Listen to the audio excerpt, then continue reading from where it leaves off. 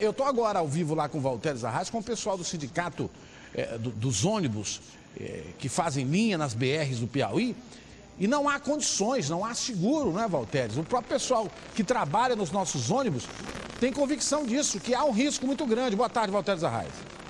Boa tarde, Silas Freire. Boa tarde, amigos do meu norte do Brasil. Na verdade, Silas, esta van poderia ter sido fiscalizada até mesmo na hora que saiu de Brasília. Passou de Brasília, foi até Sobral do Ceará, depois estava retornando quando aconteceu o acidente. Para você ter uma ideia, o Sindônibus, que é o sindicato das empresas de transporte de passageiros do Piauí, garante que pelo menos 1000 vans trafegam de forma irregular pelas estradas do Piauí. Estou aqui com o presidente do Sindônibus, Francisco Areia Leão.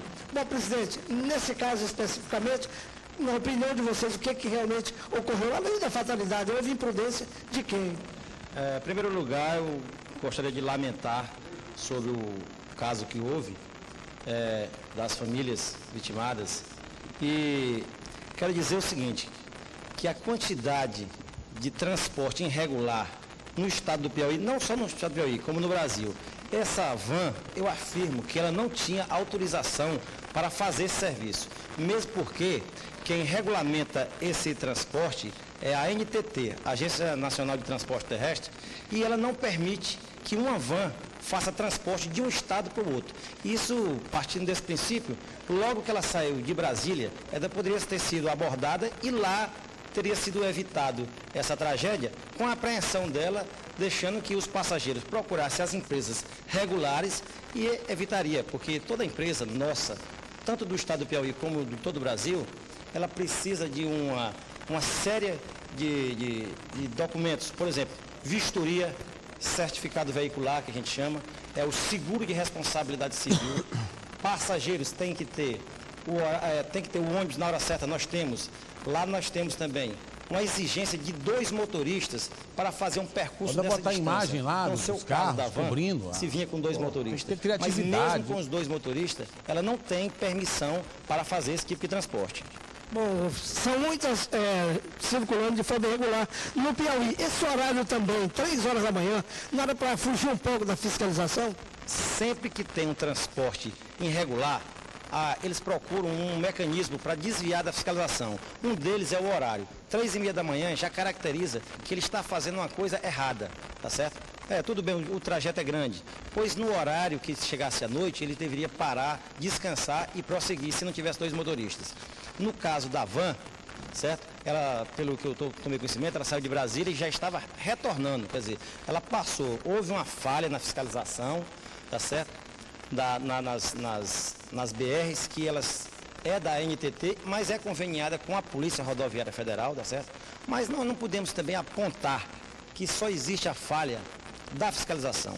Precisa haver uma conscientização dos passageiros que fazem esse tipo de serviço, de viagem, né? De viagem, que não procurem as empresas irregulares, que não procurem esse tipo de transporte, porque por uma economia de 10 ou 100 reais, eles podem perder a vida de um motorista que não é preparado, ele não fez um curso adequado para fazer o transporte remunerado de passageiro e vem causando essas fatalidades em todo o estado e em todo o Brasil. Mas a própria polícia diz que o motorista da carreta estava em alta velocidade. Quer dizer, tem a questão da fatalidade e também o que ocorreu, o que estava ocorrendo com o motorista da carreta.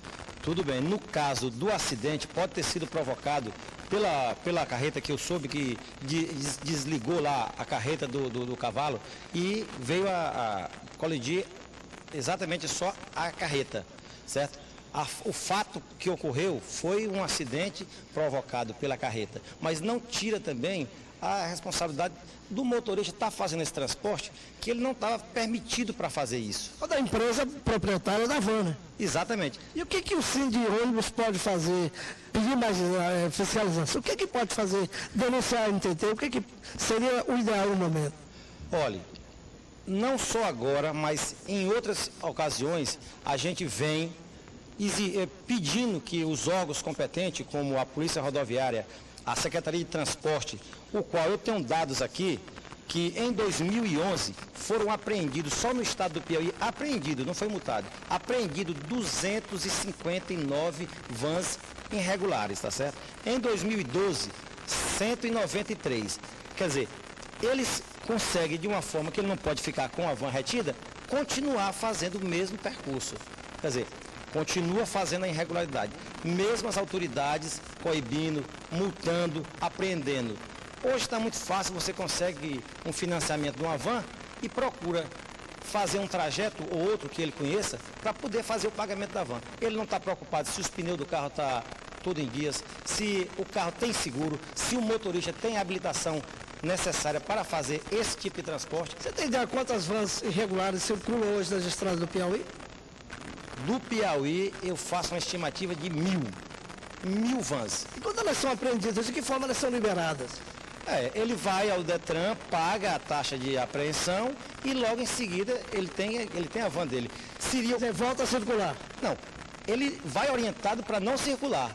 Só que normalmente ele não segue as orientações da Secretaria de Transporte, que já recomenda que ele não faça esse tipo de transporte novamente. Um apadrinhamento político também pode acontecer, não? Olha, eu mesmo já fiz várias reivindicações de fiscalização para o interior e muitas vezes sou mal interpretado quando chega uma fiscalização achando que a gente quer perseguir alguém. Na verdade, a gente está preocupado com vidas. Nesse caso, que chega no interior, o prefeito, às vezes, ou um deputado, se incomoda porque acha que aquilo ali está mexendo com alguém, mas, na verdade, o sentido nosso é exatamente coibir esse tipo de tragédia quando acontece, como aconteceu essa, e outras mais que já aconteceu. E se não houver um rigor na fiscalização, uma vontade política de todos os governantes de tirar de circulação todo esse tipo de transporte irregular, vai continuar acontecendo essas tragédias. Porque não é só van, não. A gente vê vários ônibus distantes da rodoviária, param em postos de gasolina, distantes do terminal, exatamente para burlar a fiscalização. Muitos ônibus circulam vindo de toda a região norte do Brasil, da região nordeste e até mesmo do sul do país. Exatamente. Os ônibus, a gente tem um número muito grande de carros e ônibus que circulam também fazendo transporte. Mas hoje não só existe o ônibus irregular, como existe a van e hoje está tendo um grande número de transporte de carro pequeno que sai, por exemplo, Floriano, Pedro II, nós temos aqui Barras, Parnaíba, em todas as regiões metropolitanas tem carro pequeno que sai transportando passageiro, cobrando passagem, tá certo? Isso ele não tem um horário de descanso, ele vai 1, 2, 3 viagens, às vezes toma um arbite para não dormir, tá certo? E normalmente quando acontece isso, tá certo? É um fato a lamentar, mas o sindicato lhe afirma, a gente tem procurado as autoridades, tem procurado a Secretaria de Transporte, tá certo? Para tentar que os passageiros desse tipo de transporte procurem as empresas regulares, procurem as empresas credenciadas nas rodoviárias, nas agências, que com certeza eles vão ter a sua vida preservada. Obrigado, portanto, ao Francisco Arelião, presidente do Sindiônibus. Daqui a pouco, Silas, dentro do bloco político, bastidores da política, deputado ou ex-deputado pode ser expulso do PSDB. Formado o primeiro blocão na Câmara Municipal. Daqui a pouco, nos bastidores da política, Silas. Tá bom, olha, aí o que o Chico falou aí é uma realidade. É o seguinte, eu estou recebendo aqui um recado dizendo que na Secretaria de Transporte do Estado, se você votar no deputado X, eu não vou dizer o nome do deputado, não é com medo não, porque o cara está mandando aqui, no deputado X, lá você recebe um alvará. Pode comprar uma van e dizer que vai votar no deputado X lá que você ganha um alvará. Pai, brincadeira.